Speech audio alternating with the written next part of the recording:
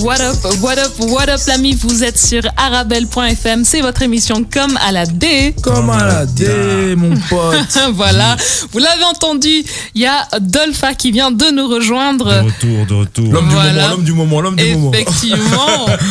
Doucement. Et du coup, il nous en vient du coup avec Don Moja, notre invité, dernier invité de la soirée. Don, je suis tellement contente de te recevoir ici sur scène parce que, moi, faut dire que j'ai rencontré Don Moja l'été dernier. Allez. Okay. Et quelle rencontre. Quelle rencontre, c'était un grand kiff, sérieusement. Ah bah c'est cool ça. Merci pour l'invite les gars, ça fait plaisir. Le Don, c'était obligé. Il fallait. Tout à fait normal.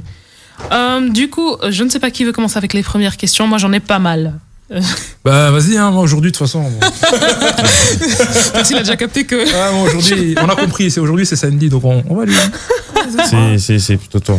Ok, d'accord. Ben écoute, comme je disais, j'ai personnellement eu le plaisir en fait de te rencontrer l'été dernier et j'ai été dans ton studio à Bruxelles. Et où exactement? Il est à Anderlecht, il est situé à Aumale. Donc c'est là où on s'est basé en 2020. Avant on était à Molenbeek, mais maintenant on est à Aumale. Ah oui, ça a changé du coup d'endroit.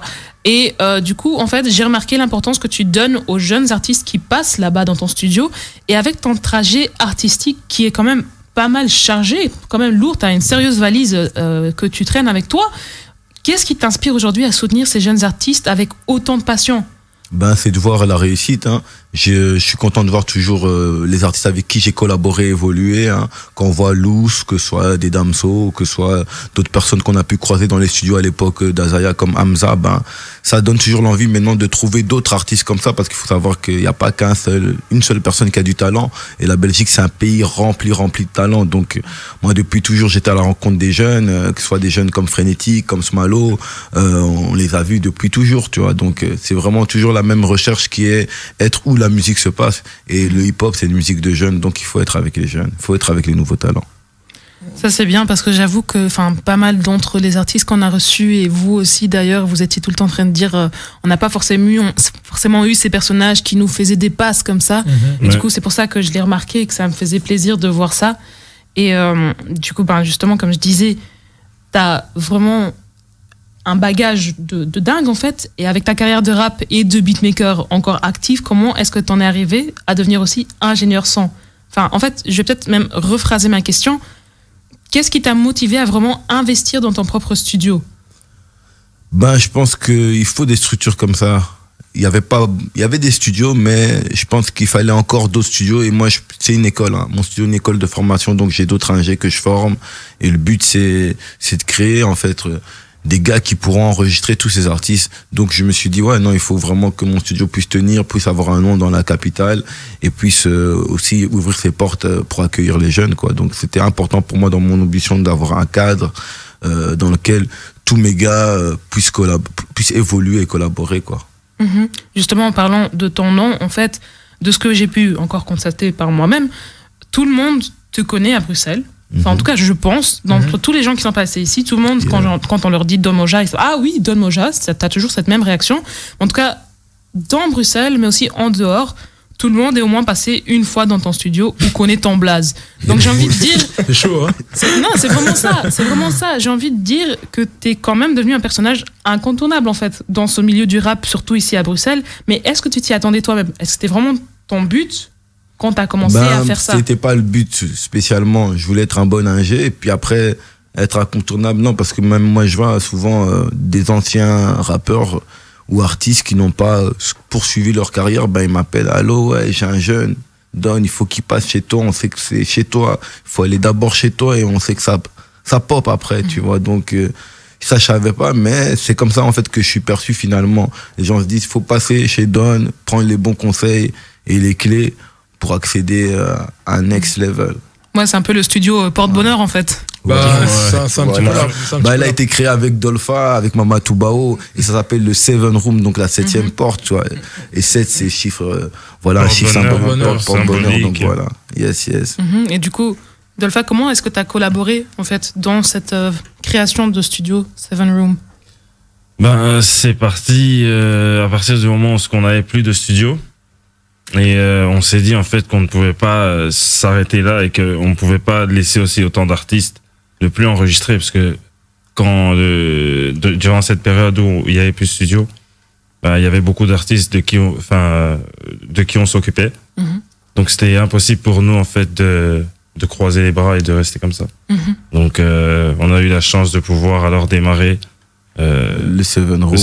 On était d'abord placé à Isère, on s'est dit ouais non, il faut qu'on fasse notre studio, il faut qu'on puisse enregistrer nos artistes aussi, parce qu'à l'époque on était vraiment toute une équipe, la Genius League, il fallait pouvoir produire tous ces gars. Et en très peu de temps, on a su rassembler les fonds et l'énergie pour construire un studio, parce qu'il fallait faire quand même la cabine, la déco, la sonorisation. Puis ça a démarré très vite, on a eu beaucoup de succès et on a commencé à enregistrer tout BX. C'est comme ça qu'on a commencé, que le nom du Seven Room est rentré sur la carte, quoi. Yes, voilà. Bah, écoutez, on va continuer avec les questions, mais d'abord, on va vous passer une petite musique pour vous, la MIF qui nous écoute. Et je vais quand même laisser tout le monde poser des questions, bien que j'en ai pas mal pour Dom Moja. Alors, on vous passe la chanson Ça sert de Némir. What up, what up, what up, l'ami, vous êtes sur arabelle.fm, c'est votre programme comme à la D. Yes. Voilà, j'ai à côté de moi Persiflo et Dolpha qui nous a rejoint aussi. Et du coup aussi Don Moja, à qui j'ai déjà posé quelques questions, et je pense que du coup je vais quand même faire la passe à mes collègues. Merci, c'est très gentil. Merci Sandy. Bah écoute, bonsoir le Don. Bon, moi je te connais déjà parce que moi je suis déjà passé au Seven Room, t'as vu? Moi j'ai mixé des trucs au Seven Room, tu vois. Ok, donc, ça va. He flexing on us, all right. Donc je veux dire, Amine, tu vois. Non, mais c'est vrai, et je pense que en plus moi Moja, je l'ai vraiment cherché avant qu'il déménage à Anderlecht. Moi je l'avais cherché déjà avant, justement parce que j'avais déjà ouï dire son travail, tu vois, que c'était carré, que tu vois qu'il y avait un bon résultat, tout ça, nanana. Et voilà, j'ai bossé tout en Talgique avec lui d'ailleurs. Parce que voilà, mon projet est sorti. Mais en fait, c'est lui qui a tout mixé, c'est lui qui a tout masterisé, c'est lui. Donc, très bon travail. Donc, c'est ça. Puis après, quelques morceaux enregistrés. Donc, on a eu le temps de taffer tout ce qui est coaching, tu vois, musical. Exactement. Parce que le bro, il a une vibe, tu vois, de chanter qu'on connaissait pas, tu vois, qu'on connaissait pas. Donc, moi-même, quand je l'ai vu, j'ai dit, ah, mais tu me surprends, bro. Et c'était, tu vois, c'était une bonne connexion musicale. Bah, en fait, justement. Les sons que tu m'as fait écouter, là, c'était des sons enregistrés avec. Non, mais si, tout c'était lui. Okay. Tout en fait, Calimero et tout c'était lui. Ouais, gérer tout c'était lui. Je comprends. Mais du coup, moi j'avais une question, c'est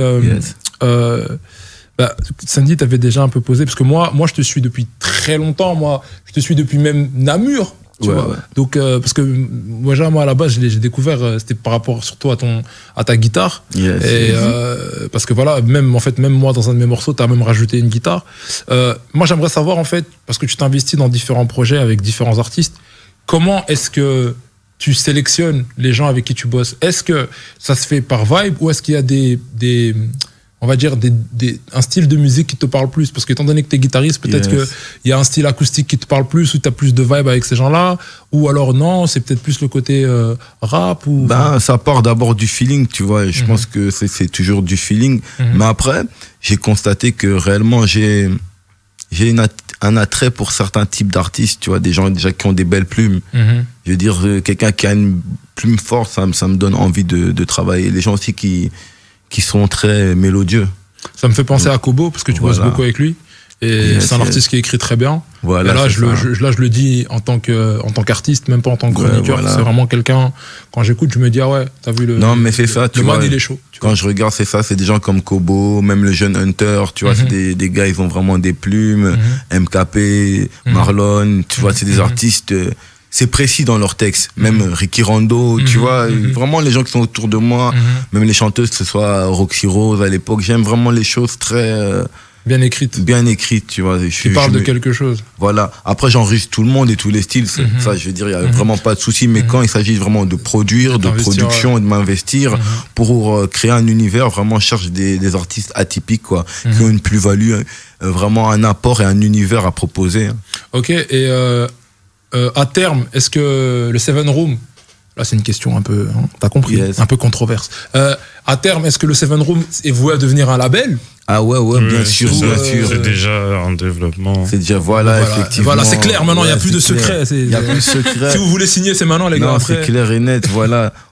J'attendais un peu pour l'annoncer, mais là, c'est une Ça bonne avait un occasion. scoop. pour C'est une bonne pouvoir- occasion, c'est l'année 2021, donc le label Seven Room a été créé et donc on a déjà MKP comme artiste, Manu, Céline et Don Moja, donc voilà moi-même. Voilà. J'y arrive tout de suite, Yes, justement. yes. Excuse-moi, hein, Non, je t'inquiète. reprends le flambeau. T'inquiète, je suis là, je vais récupérer. Non, c'est comme à la DA, on est en famille. Ouais. Mais justement, moi j'ai vu, parce que moi j'ai la chance de t'avoir sur Instagram, et moi il m'a follow, les gars. Peut-être que toi il t'a pas follow. Je t'explique, il me follow aussi. donc Mais je y sais a pas de quoi tu problème, parles, moi je ok. parlais pas de toi, je parlais du jeune Padawan. Donc j'ai la chance d'avoir Don Moja sur Insta, et j'ai vu ces derniers temps, t'es grave actif, tu fais plein d'interviews, tout ça. T'as laissé planer comme quoi que t'allais sortir un truc, donc qu'est-ce qui se passe? Ben, il se passe que, bon, avec le confinement, avec tout ce qui s'est passé, j'ai eu le temps de me poser un peu sur ma musique. Et donc, entre-temps, on va dire, voilà, j'ai composé, j'ai créé. Et 2021, je pense que c'est une très bonne année pour proposer cette musique comme le label arrive. Ma structure, elle est vraiment au bon moment, ce qu'elle est en train de grandir. Donc, je voulais proposer quelque chose, à nouveau comme j'ai pu le faire, comme je suis passé en 2016 sur Arabelle, quand je proposais mon projet Afro Samouraï, Kanyunyu, là, proposer vraiment le nouveau Don Moja, le Don Moja adulte, plus mature, avec un nouveau message et surtout casser un peu le côté hip-hop, venir avec quelque chose plutôt de pop populaire, quoi, qui pourrait toucher les petits et les grands. C'est cool, on attend ça. Je laisse mes confrères poser des questions, sinon on va me dire hors antenne, ah, Percy, toi. Non, je te laisse, vas-y. Moi, Ok, en fait, on va revenir aux questions directement. On va d'abord faire une courte pause, histoire qu'on s'explique avec Percy. Non, je déconne. Ouais, on va s'expliquer fort. On se retrouve tout de suite, la MIF. Yes, What up, la MIF. Vous êtes sur arabelle.fm. C'est votre programme comme à la D, vous l'aurez deviné. Bon, c'est pas la première bourde de l'année, ce sera pas la dernière, mais c'est pas grave.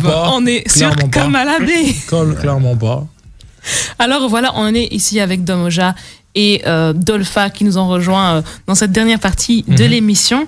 Il y a Percy qui était en train de poser une question hyper pertinente juste avant là. Yes. Alors, moi, quand j'ai eu l'occasion de passer dans ton studio et que j'ai enregistré les morceaux que j'ai enregistrés, on a discuté un petit peu, tu m'as parlé des producteurs, parce qu'il y avait des prods que tu avais bien aimés, et je me rappelle que tu m'avais dit, ouais, tel producteur, dis-lui de me contacter, parce que nous, on est en train de monter un truc, et j'ai vu que tu parlais souvent de The Source. Voilà, Source Music Producer. Voilà, et en fait, tu sais m'expliquer un peu c'est quoi En fait, à l'initiative de Dolpha, il est venu, on a parlé, on s'est dit, comme à l'époque, on était ensemble, on a un collectif de beatmakers qui s'appelait JPL08. On s'est dit, ouais, non, il faudrait qu'on refasse cette chose-là à la base, parce qu'il y a des jeunes qui font des prods. À Bruxelles, c'est des tueurs. Mais il manque de cadre, d'encadrement. Ce que nous, on n'a pas eu. Par exemple, on était là, on a fait des prods, mais après, on savait pas comment ça se passait. Il n'y avait pas de personne pour nous guider. Et on a décidé justement d'essayer de recruter des jeunes. De pouvoir faire ce travail-là que nous, on a pu bénéficier auparavant, mais avec beaucoup plus de suivi et avec beaucoup plus de transparence, on va dire, Voilà, par rapport aux autres compositeurs qu'on va éditer. Bon, allez, le truc en fait dans l'histoire, c'est que avec mon parcours et tout que j'ai pu avoir, j'ai pu rencontrer beaucoup de personnes et échanger avec beaucoup de personnes, ce qui fait que j'ai pu acquérir un certain carnet d'adresses. Et je me suis dit alors, en parlant avec Don Moja, que en utilisant ce carnet d'adresses-là, en fait, il suffisait, nous, en fait, de trouver une méthode de travail afin de pouvoir acquérir un certain nombre de catalogues en un certain nombre de temps pour qu'on puisse maintenant démarcher de nous-mêmes. En fait. Et proposer ça. Donc voilà. D'ailleurs, excusez-moi, je me permets quand même de faire une courte pause et de souhaiter félicitations à Dolpha. Effectivement, j'allais dire aussi. Qui a quand même été disque d'or avec l'album de Dinos. Non, mais il faut quand même le dire. Faut aussi féliciter par rapport à l'album de Frénétique, parce que t'étais pas là la semaine passée, donc on n'a pas eu l'occasion de te saucer. Donc on te sauce. On te sauce ce soir. Félicitations à Frénétique aussi pour tout ce qu'il fait, pour toutes les initiatives qu'il prend pour le mouvement hip-hop. C'est hyper important. Je pense que c'est des choses qu'il faut dire. On est quand même une émission de culture urbaine. On est tous ici parce qu'on aime cette culture. Oui, merci. Voilà, Yes. voilà. Merci Alejandro. Merci Alejandro. Bravo. Bravo, merci la régie. Donc c'est hyper important. Donc je tenais quand même à faire cette courte intervention pour dire merci parce que Merci beaucoup. c'est vrai qu'on n'a pas souvent l'occasion ou on prend pas souvent le temps de le faire et de se dire félicitations et de s'encourager entre nous parce que c'est des petits, parfois ça peut paraître être des petites choses mais qui sur le long terme, comme Dolphin nous disait hors antenne, prennent tout leur sens. Donc je pense que c'est hyper important de le faire. Et puis on a passé quand même une année 2020 assez dégueulasse, on a perdu pas mal de personnalités et pas mal de gens. Moi, je fais partie du mouvement Aimons-nous vivants. Donc quand quelqu'un fait quelque chose de bien, il faut le dire de son vivant. Tout à fait d'accord. Donc voilà, vous deux comme vous êtes là, c'est hyper important. Dolphin, non seulement par rapport à ce que tu proposes en tant que beatmaker et maintenant même producteur et collaborateur pour développer même des éditions.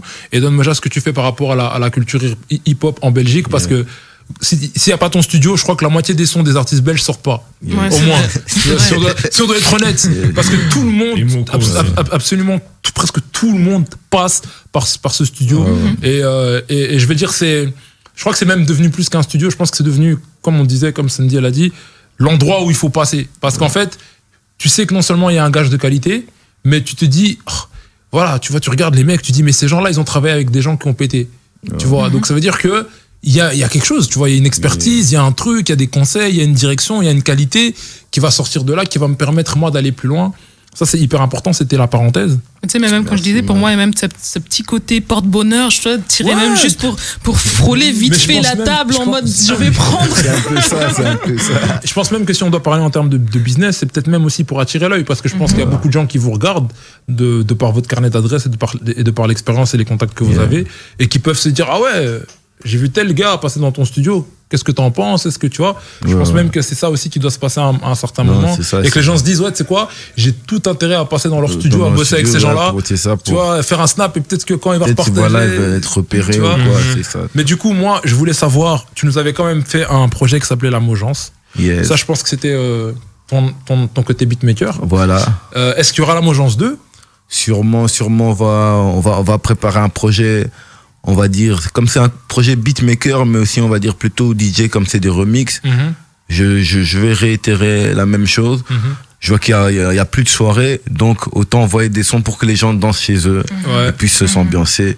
Et ça, c'est plutôt un projet que je fais sans ambition. C'est le message premier, c'est de véhiculer la culture urbaine. Si on a vu, par exemple, j'ai choisi que des artistes qui étaient en train de monter sur le projet. Il y a des gens comme Geeko, il y a des gens comme Hunter du Neketsu, il y a des gens comme Loose. Donc c'était des gens qui n'avaient pas encore fait le buzz qu'ils avaient quand justement cette petite compile là est sortie. Et donc j'attends que le beau temps revienne pour vous envoyer ça, un petit truc chaud Moi, sur lequel j'ai une dernière question pour toi avant de laisser Sandy reprendre le flambeau. Mais du coup, tu nous as parlé du nouveau Don Moja. Ouais. Tu vas proposer tu vas arriver avec une nouvelle proposition artistique. Est-ce que du coup, tu as tout produit ? Est-ce que tu as coproduit ? Est-ce que... Point d'interrogation. Donc c'est comme toujours, hein, la plupart des morceaux, je compose les prods, mais je sais que dans la musique, comme dans tout, à plusieurs on est plus fort. Donc j'ai invité quand même 2-3 personnes pour m'aider à composer les instrus. Et c'est toujours un process que j'aime bien. Je sais bien que tout seul, j'ai une bonne inspi, je sais où je veux aller, mais à deux on est plus fort. Dolphin, il m'a souvent aidé pour composer des morceaux à moi. Et il a une très bonne direction artistique. À deux, on a vraiment un esprit qui est pas mal. Et donc voilà, je crois que je vais toujours continuer comme ça. Et j'essaie de suivre aussi le modèle américain. Aux États-Unis, ils font des prods à 10. Et je veux dire, nous, ça a toujours été un peu comme ça. Les premiers collectifs qu'on avait avec JP, les premières prods qu'on faisait, on était toujours 10, 9, 12. Chacun ramène son truc. En fait, c'est ça. En fait, c'est comme un plat qu'on cuisine. Sauf que chacun vient ramener et rajoute son ingrédient, mais avec la dose qu'il faut. Ouais. Tu vois. Voilà. Mais tu ressens ça. Mais je pense que c'est ça aussi qui fait qu'il y a certaines prods, quand on les écoute, on se dit, mais c'est un truc de fou. Comment le mec, après tu vois qu'il n'y a pas un mec, tu vois qu'il y a la, tu vois, il y a des prods comme ça, tu sens que c'est heavy, quoi. C'est vraiment lourd. Et tu te dis, waouh, il y a quand même eu quelque chose là derrière. Et généralement, c'est vrai que quand on regarde les crédits, on voit que c'est une collab entre 2, 3, 5, 6, 7 personnes. Et moi, je me suis toujours demandé, c'est une question que je me suis toujours demandé, je me suis dit, mais comment ça se passe? Donc, t'es là, tu fais un drum, et puis après, un gars, il dit, non, j'ai telle mélodie, puis l'autre, enfin, je sais pas comment ça se passe. Ouais, chacun arrive et vraiment comme ça, ouais. a son expertise à mettre à ajouter, tu vois. On peut dire, tu vois, chacun prend sa position. Ok, c'est cool. Du moi, coup, je laisse le flambeau. Ouais, en fait, j'en avais 2, mais je crois qu'en vue du temps, je vais poser celle que je pense qui est quand même la plus pertinente, on va dire. Et du coup, je crois que c'est une question qui peut être dirigée vers toi, mais aussi vers Dolpha et même vers Percy. En tant qu'artiste, en fait, qu'est-ce qui, pour vous...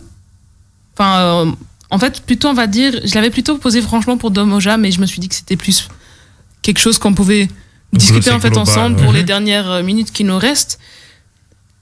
On a des gens ici dans cette salle, maintenant, ici présents, qu'on peut vraiment qualifier de couteau suisse, en fait.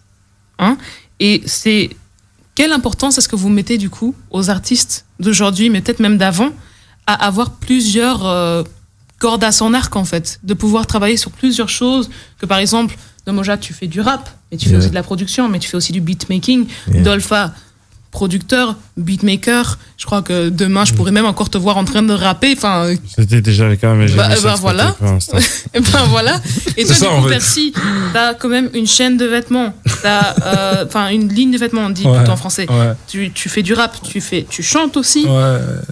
Qu'est-ce qui, en fait, à votre avis, est-ce que c'est vraiment important, en fait, pour un artiste d'avoir, genre, vraiment ses capacités à pouvoir se multiplier, en fait, dans ces plusieurs talents? Mais en fait, le truc, je pense que c'est pas que l'artiste est obligé de faire ça. C'est que à notre époque, quand on a tous commencé à faire de la musique, c'est qu'il n'y avait pas tout ça.